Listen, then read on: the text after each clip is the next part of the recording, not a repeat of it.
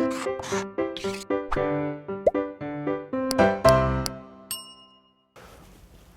Students, welcome back to blueprint digital. आज की इस वीडियो में हम मनुष्य के पाचन तंत्र यानी कि डाइजेस्टिव सिस्टम ऑफ ह्यूमंस के बारे में पढ़ेंगे। वीडियो को स्टार्ट करने से पहले हमारे चैनल को सब्सक्राइब करें और बेल आइकन दबाना न भूलें, जिससे हमारे लेटेस्ट वीडियोस की नोटिफिकेशन आपको प्राप्त होती रहे। अब हम आज के टॉपिक पर आते हैं। मनुष्य का वह तंत्र जो पाचन के संपूर्ण प्रोसेस, पाचन की संपूर्ण प्रक्रिया को यांत्रिक यानी कि मैकेनिकल तथा बायोकेमिकल यानी कि जैव रसायन विधि की सहायता से पूरा करने में सहायता करता है, पाचन कहलाता है। यानी कि सीधी सी बात है कि मनुष्य में पाचन तंत्र या किसी भी जंतु का पाचन तंत्र वह तंत्र होता है जिसमें उसका पाचन मैकेनिकल यानी कि यांत्रिक तथा बायोकेमिकल यानी कि जैव रसायन विधि से होता है, पाचन तंत्र कहलाता है।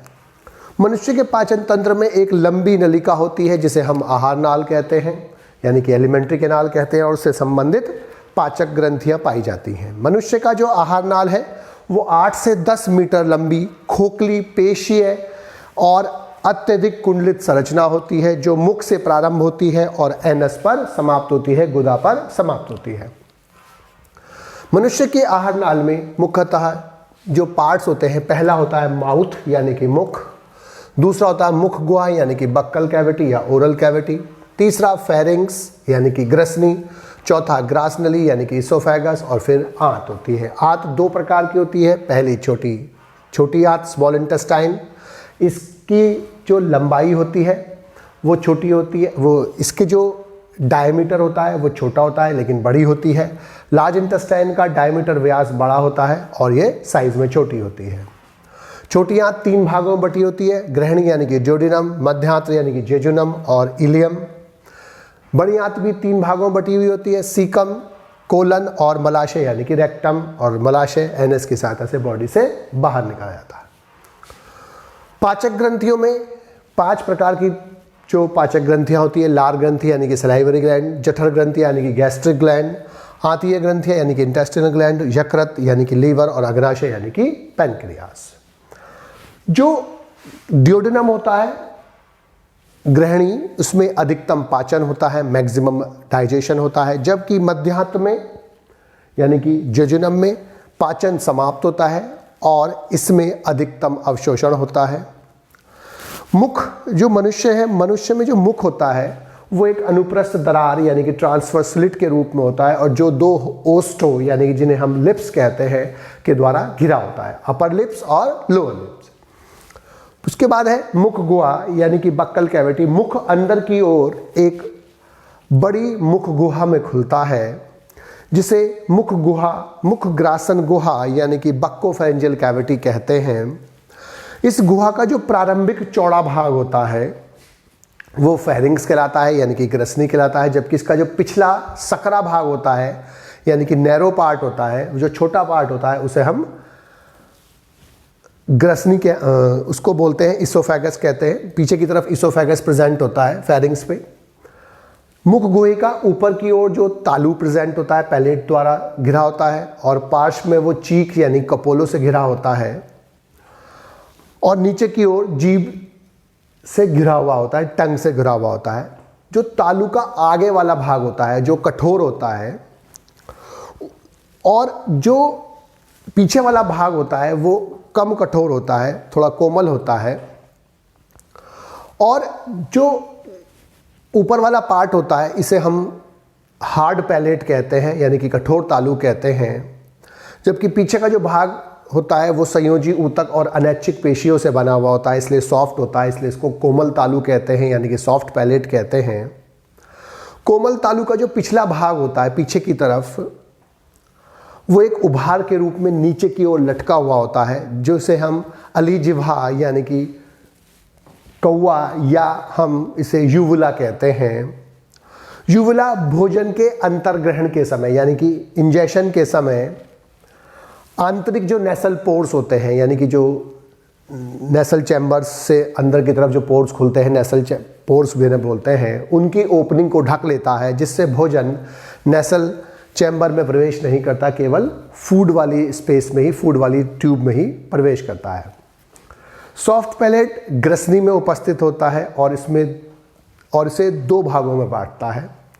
फेरिंग्स का जो ऊपरी भाग होता है वो नेसोफेरिंग्स कहलाता है और इसका संबंध नेसल चैम्बर से होता है। फेरिंग्स का जो पिछला भाग है वो ओरोफेरिंग्स कहलाता है और इसका संबंध मुख गुहा से होता है। नेसोफेरिंग्स और ओरोफेरिंग्स भोजन और वायु के लिए समान चैम्बर होते हैं, कॉमन चैम्बर होते हैं, कॉमन पैसेज होते हैं, यानी कि इसमें समान एयर भी आती है और इसी जगह पर फूड भी आता है।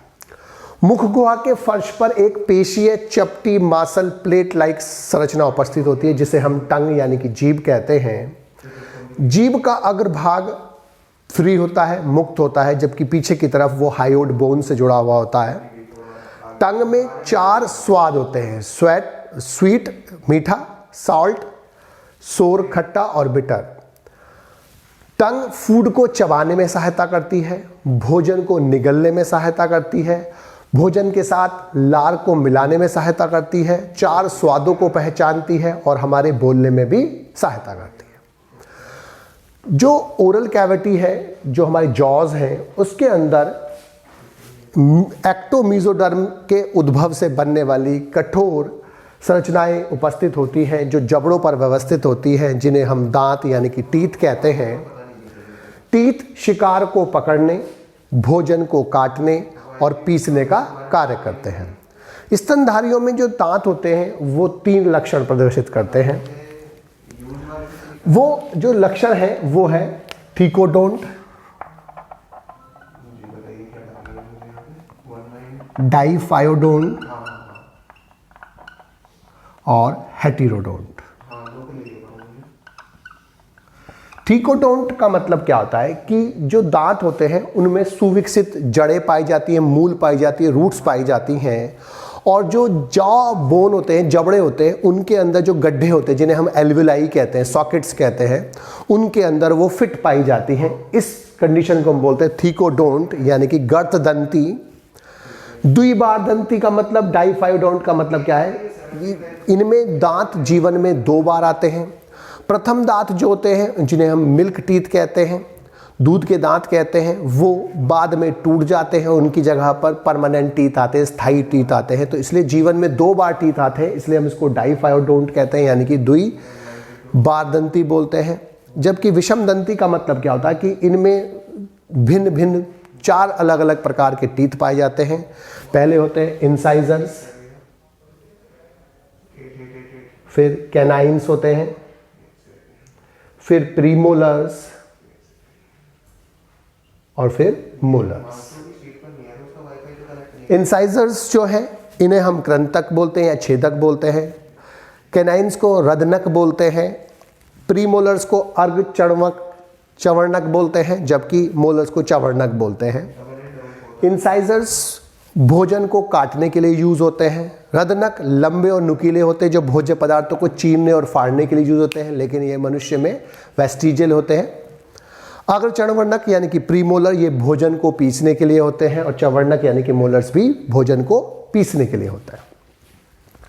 अब मनुष्य में और अन्य स्तनधारियों में, मैमल्स में, जो दांतों की संख्या होती है वो निश्चित होती है, इसीलिए दांतों की संख्या इनके क्लासिफिकेशन में भी यूज होती है। और मैमल्स में दांतों की संख्या को हम एक सूत्र के रूप में प्रदर्शित कर सकते हैं जिसे हम दंत सूत्र बोलते हैं, यानी कि डेंटल फार्मूला कहते हैं। डेंटल फार्मूला में हम सबसे पहले एक जबड़े के जो दांत होते हैं उसमें दाईं और बाईं दोनों तरफ लगभग समान दांत हो। अधिकांशतः ऊपरी और निचली दोनों जबड़ों पर दाईं और बाईं, लेफ्ट और राइट साइड दोनों तरफ दांतों की संख्या समानतः समान होती है। तो इसीलिए हम केवल जबड़ों की एक ही तरफ की संख्या लिखते हैं, माना हमने लेफ्ट की लिखी या राइट की लिखी, और ऊपर वाले जबड़े और नीचे वाले जबड़ों को पृथक करने के लिए बीच में लाइन खींच देते हैं और यहाँ पर लिखते हैं आई यानी कि इंसाइजर्स, फिर लिखते हैं कैनाइन सी, फिर प्रीमोलर यानी कि पीएम और उसके बाद एम यानी कि मोलर। इसी प्रकार से यहाँ लिखते हैं आई सी पीएम और एम। फिर उसकी नंबर लिख देते हैं। जैसे हमारे जो एडल्ट का फार्मूला होता है वो 2 1 2 3 होता है, 2 1 2 3 होता है। इसके बाद चूंकि हमने केवल लेफ्ट या राइट साइड के लिखे हैं तो इसलिए हम इससे 2 से मल्टीप्लाइड करते हैं, गुणा करते हैं। यानी कि अब इसमें होगा 2 और 1 3 और 2 5 और 3 8 दूनी 16, 2 और 1 3 और 2 5 और 3 8 दूनी 16, यानी कि 32 दांत हो गए। इसको और सिंप्लीफाई करने के लिए हम आई, सी, पी, एम और एम इसको भी हटा देते हैं, फार्मूला लिखते हैं 2 1 2 3, 2 1 2 3, तो multiplied by 2 is equal to 32। ये एडल्ट का, वयस्क का जो फार्मूला होता है। बच्चों का जो फार्मूला होता है वो होता है 2 1 0 2, 2 1 0 2, 2 1 0 2, यानी कि प्रीमोलर्स उसमें नहीं होती, मल्टीप्लाइड बाई 2, 2 और 1 3 और 2 5 दूनी 10, 2 और 1 3 और 2 5 दूनी 10 इज इक्वल टू 20। तो 2 और 1 3 और 2 5 दूनी 10, 2 और 1 3 और 2 5 दूनी 10 इज इक्वल टू 20 आ गए। जो 17 साल का एडोलसेंट होता है, 17 साल की लड़की या 17 साल का जो लड़का होता है, उसका जो फार्मूला होता है 2 1 2 2, 2 1 2 2 मल्टीप्लाइड बाई 2, 2 और 2 4 और 1 5 और 2 7, 7 दूनी 14 और 7 दूनी 14 दूनी 28। तो ये फार्मूला होता है 17 साल के बच्चे का। और जो दांत होते हैं मनुष्य में वो जब बनते हैं तो चूंकि बच्चों में प्रीमोलर नहीं होते तो केवल मोलर होते हैं, तो जो पुराने मोलर जब टूटते हैं दूध के दांत ये हट जाते हैं और जो प्रीमोलर्स का जो निर्माण होता है वो पुराने जो मोलर थे उनके एल्वोलाई में सॉकेट में होता है, जबकि नए मोलर्स के लिए नए सॉकेट और एल्वोलाई का निर्माण होता है। दंत सूत्र के बाद अब हम दांत की सामान्य संरचना पढ़ेंगे, यानी कि स्ट्रक्चर ऑफ टूथ के बारे में पढ़ेंगे। प्रत्येक जो दांत होता है उसमें 3 भाग होते हैं। ऊपर वाला पार्ट शिखर यानी कि क्राउन कहलाता है, नीचे की तरफ इसमें मूल होती है जिसे हम रूट कहते हैं, और बीच में दोनों को जोड़ने वाली ग्रीवा यानी कि नेक उपस्थित होती है। मूल दांत का जो बेसल पार्ट है यानी कि आधारीय पार्ट होता है, जो दांत की जो अटैचमेंट होता है, दांत को जो जोड़ने का काम होता है उसमें हेल्प करता है। और जो रूट्स होती हैं यानी कि जो मूल होता है वो जो जबड़े होते हैं, जबड़ों के अंदर जो थीका या एल्वोलाई गड्ढे उपस्थित होते हैं उनके अंदर रूट्स उपस्थित होती है, रूट उसमें फिट रहती हैं गड्ढों में। और प्रीमोलर तथा मोलर में सामान्यतः 2 से 4 मूल होती हैं, जबकि कृंतक तथा रंध्रक यानी कि इंसाइजर्स और कैनाइन में सामान्यतः 1 मूल होती है, 1 रूट होती है। दांतों तथा जबड़ों की जो अस्थियां हैं उनके साथ के मध्य में एक महीन और पेशीय पेरिडोंटल स्नायु यानी कि पेरिडोंटल लिगामेंट प्रेजेंट होता है। मूल के ऊपर का जो भाग होता है वो ग्रीवा कहलाता है, सबसे ऊपर की तरफ शिखर प्रेजेंट होता है। दांत के केंद्रीय भाग में गुहा उपस्थित होती है जिसे हम बोलते हैं पल्प कैविटी यानी कि मज्जा गुहा। इसको हम क्या बोलते हैं? मज्जा गुहा। जो पल्प कैविटी में एक तरल भरा होता है जिसे हम पल्प कहते हैं। पल्प में संयोजी ऊतक यानी कि कनेक्टिव टिश्यू और असंख्य रुधिर कोशिकाएं एवं तंत्रिका तंतु उपस्थित होते हैं। पल्प कैविटी के चारों ओर दंत कोशिकाओं की यानी कि ओडेंटोब्लास्ट सेल्स की एक पंक्ति लगी हुई होती है। जो ओडेंटोब्लास्ट होते हैं वो कैल्शियम युक्त डेंटाइन नामक कठोर पदार्थ का स्रावण करती हैं जो इसको बनाती हैं, और ये एक रीजेनरेबल टिश्यू होता है, लचीला होता है। ओडेंटोब्लास्ट पल्प कैविटी की कोशिकाओं से पोषक पदार्थ तथा O2 ग्रहण करती रहती है। क्राउन के भाग में जो डेंटाइन होती है उसके ऊपर अमाइलोब्लास्ट सेल जो भ्रूण की एक्टोडर्मल सेल्स होती है उससे स्रावित होने वाली एक पतली अत्यधिक कठोर अजीवित और अकोशिकीय लेयर उपस्थित होती है, उससे जिसे हम इनेमल बोलते हैं। और ये एनिमल्स की सबसे कठोर सबसे मजबूत संरचना होती है जो एनिमल्स में प्रेजेंट होती है। प्लांट्स में सबसे मजबूत स्ट्रक्चर स्पोरोपोलिनिन होती है। दांत के क्राउन के अतिरिक्त संपूर्ण भाग पर इनेमल के स्थान पर सीमेंटम नामक पीले रंग की एक लेयर होती है। ऊपर की तरफ इमेनल होती है, नीचे की तरफ सीमेंटम होती है। सीमेंटम जो होती है वो सीमेंटोसाइट सेल्स के द्वारा स्रावित होती है। अब जो बक्कोफेरेंजियल कैविटी होती है वो उसमें दो छिद्र पाए जाते हैं। जो वेंट्रल यानी कि निचला छिद्र होता है उसे हम घाटी द्वार यानी कि ग्लॉटिस कहते हैं, और यह छिद्र लैरिंक्स से संबंधित होता है। और जो केंद्रीय भाग होता है उसमें जो छिद्र होता है वो लैरिंक्स से संबंधित होता है, उसे घाटी ढापन यानी कि एपिग्लॉटिस कहते हैं। यानी कि जो बक्कोफेरेंजियल कैविटी में जो दो छिद्र होते हैं उसमें से वेंट्रल और जो निचला छिद्र होता है उसे हम घाटीदार यानी कि ग्लॉटिस कहते हैं। उसके ऊपर एक कवरिंग होती है, उसे हम क्या बोलते हैं, एपिग्लॉटिस बोलते हैं। डॉर्सल अथवा ऊपरी जो छिद्र होता है उसे हम निगल द्वार यानी कि गुलेट कहते हैं। और ये गुलेट जो होता है एक नली में खुलता है जिसका नाम होता है ग्रास नली। ग्रास नली जो होती है मनुष्य में लगभग 25 सेंटीमीटर लंबी एक पेशीय नलिका होती है जो ग्रीवा तथा वक्ष भाग से होकर डायफ्राम को भेद कर नीचे आती है और वो उदर गुहा में पहुंचकर बाईं ओर स्थित अमाशय में खुलती है। इसमें पाचक ग्रंथियां अनुपस्थित होती है, लेकिन श्लेष्म यानी कि म्यूकस स्रावित करने वाली असंख्य म्यूकस ग्रंथियां उपस्थित होती हैं। ग्रास नली के अंदर जो सर्कुलर यानी कि वर्तुल और अनुलंब यानी कि लॉन्गिट्यूडनल पेशियां पाई जाती हैं उनमें एकांतर क्रम में संकुंचन यानी कि कॉन्ट्रैक्शन और शिथिलन यानी कि रिलैक्सेशन होता है, जिससे क्रमिकुंचन यानी कि पेरिस्टाल्सिस होती है। और पेरिस्टाल्सिस गति के कारण ही भोजन धीमे धीमे अमाशय में पहुंचता है। तो पेरिस्टाल्सिस का मतलब होता है कॉन्ट्रैक्शन ऑफ लॉन्गिट्यूडनल मसल्स और साथ ही साथ रिलैक्सेशन ऑफ सर्कुलर मसल्स। यानी कि जो अनुलंब यानी कि लॉन्गिट्यूडनल मसल्स हैं उनमें कॉन्ट्रैक्शन होता है यानी कि संकुचन होता है, और सर्कुलर मसल्स में यानी कि वर्तुल पेशियों में रिलैक्सेशन होता है यानी कि शिथिलन होता है। इसे हम पेरिस्टाल्सिस बोलते हैं, जिससे भोजन नीचे की तरफ जाता है। अब जो ग्रास नली है वो स्टमक यानी कि अमाशय में खुलती है। तो यह स्टमक यानी कि जो इसको गैस्टर भी कहते हैं, ये लगभग 25 सेंटीमीटर लंबा आहार नाल का सबसे चौड़ा भाग होता है, जो एक थैलेनुमा भाग होता है, जो डायफ्राम के ठीक नीचे ठीक पीछे की तरफ उदर गुहा में बाईं ओर स्थित होता है। और मैमल्स में अमाशय में 4 भाग होते हैं। पहला होता है जठरगमी यानी कि कार्डिक, दूसरा होता है फुंडिक, तीसरा होता है अमाशय काय यानी कि कॉर्पस, और चौथा होता है जठर निर्गमी यानी कि पायरोलिक स्टमक। जो ग्रास नली होती है वो ऊपर वाले पार्ट जठरगमी में खुलती है, जबकि जो स्टमक का जो लास्ट पार्ट होता है जिसे हम जठर निर्गमी यानी कि पायरोलिक पार्ट कहते हैं, वो पायरोलिक पार्ट स्मॉल इंटेस्टाइन के पहले पार्ट यानी कि ग्रहणी यानी कि ड्यूडेनम में खुलता है। जठरगामी संकोचक यानी कि जो कार्डिक और गैस्ट्रो इसोफेजियल स्फिंक्टर होता है वो कार्डिक ऑरिफाइस को नियंत्रित। कार्डिक ऑरिफाइस जो होता है 2 प्रकार के ऑरिफाइस यानी कि छिद्र होते हैं। तो ग्रास नली जब यहाँ खुलती है स्टमक में तो वो एक जठरगामी छिद्र से खुलती है जिसे हम कार्डिक ऑरिफाइस बोलते हैं। यहाँ पर कार्डिक ऑरिफाइस होगा,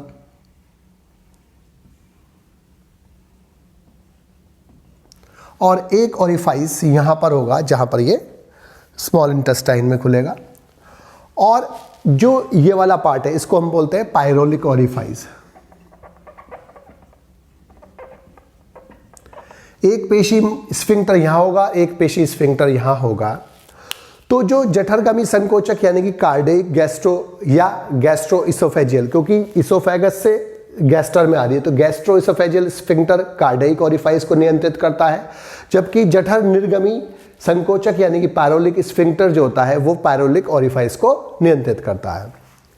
अब अमाशय के कार्य क्या है? सबसे पहले ये भोजन को एकत्र करता है, भोजन इसी में आकर एकत्र होता है। दूसरा, भोजन विशेष रूप से प्रोटीन का यहाँ पर पाचन स्टार्ट हो जाता है।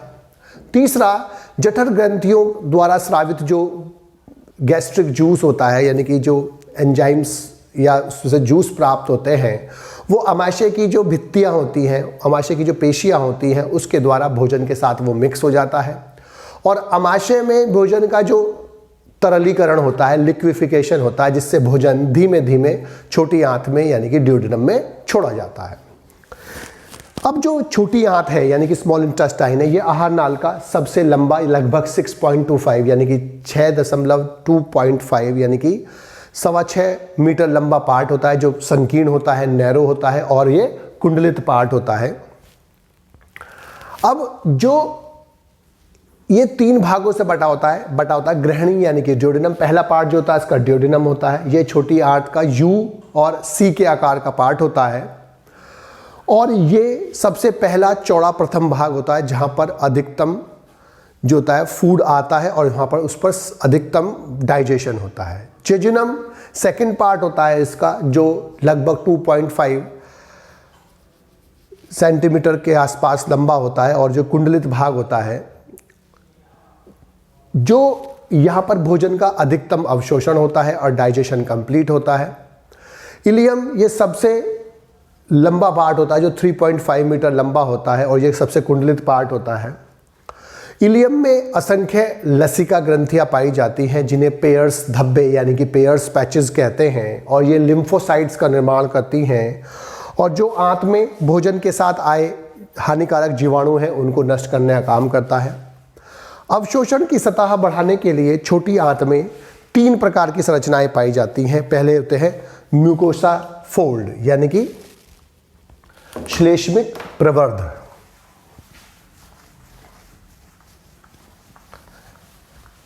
जो आहार नाल की स्मॉल इंटेस्टाइन है उसकी जो इनर लेयर होती है वो अंदर की तरफ उभार बनाती है, फिंगर लाइक प्रोजेक्शंस बनाती है, जिन्हें हम क्या बोलते हैं, विलाई कहते हैं।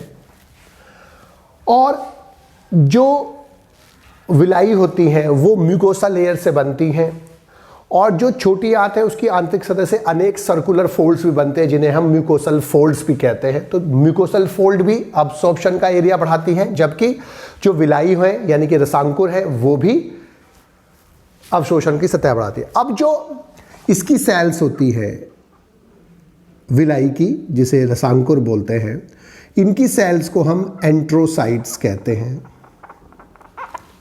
और जो एक एंट्रोसाइट होती है उस एंट्रोसाइट पर भी अनेक उंगलियों समान संरचनाएं प्रेजेंट होती हैं जिन्हें हम माइक्रोविलाई कहते हैं। विलाई की सेल एंट्रोसाइट और एंट्रोसाइट की सेल्स जो होती है उन पर जो फिंगर लाइक प्रोजेक्शंस होते हैं, उंगलियों समान उभार होते हैं, जिन्हें हम क्या बोलते हैं, माइक्रोविलाई बोलते हैं या सूक्ष्मांकुर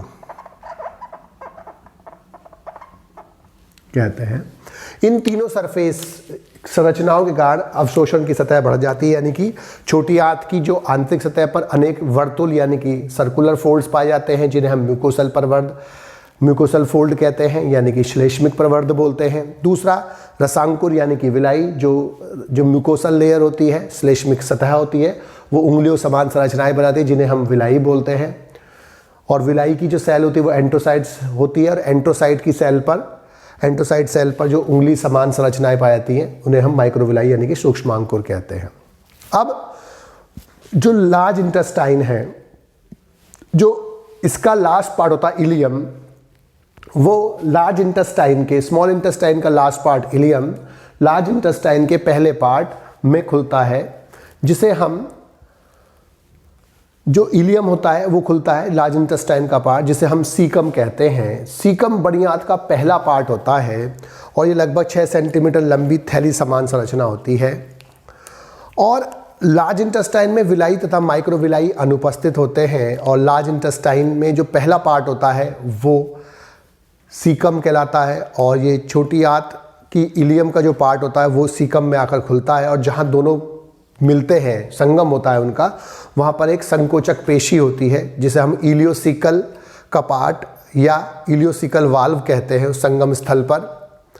और जो छोटी आंत से बड़ी आंत में जब भोजन आता है उसके जाने को नियंत्रित करता है। कोलन जो होता है वो सेकंड पार्ट होता है जो 1.3 मीटर लंबा पार्ट होता है, जिसे हम कोलन कहते हैं, और ये 4 भागों में बटा होता है, ascending colon, transverse colon, descending colon और सिग्मोइड और पेल्विक कोलन।